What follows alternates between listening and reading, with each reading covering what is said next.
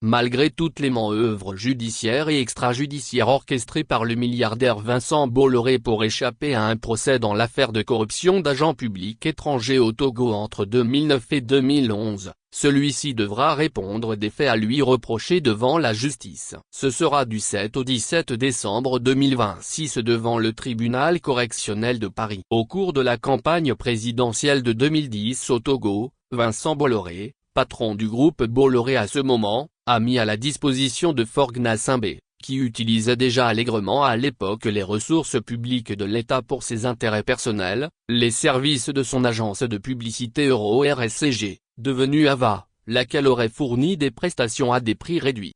Et en contrepartie, le chef de l'État togolais a appuyé l'attribution à partir de mai 2009 de divers avantages au groupe Bolloré et à ses filiales, dont le prolongement de la durée de concession pour l'exploitation du port de Lomé et des avantages fiscaux, et la construction d'un troisième quai.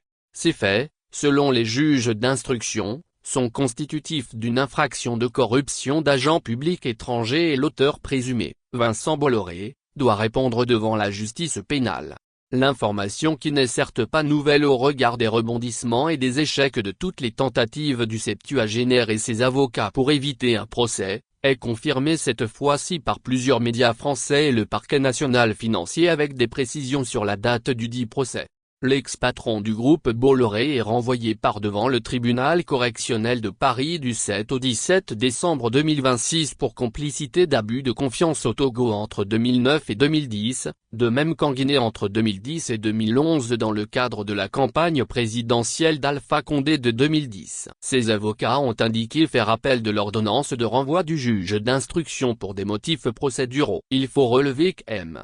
Vincent Bolloré, mis en examen depuis 2018 aux côtés de plusieurs autres collaborateurs, avait déjà en 2021 reconnu les faits à lui reprochés lors d'une comparution sur reconnaissance préalable de culpabilité, CRPC, et accepté de payer une amende de 375 000 €. Il espérait ainsi échapper à un procès dans ce dossier. Cependant, la justice française avait refusé d'homologuer le procès-verbal de la CRPC. L'information de la tenue de ce procès fait réagir de part et d'autre les parties intéressées, notamment l'avocat des candidats malheureux de la présidentielle de 2010, Feu Abeyome Kodjo et Brigitte Adjamabo. Pour Malexi Iou cité par la AFP. Heureusement, la justice fonctionne très bien en France, même pour les IP fortunés. L'affaire sera enfin jugée.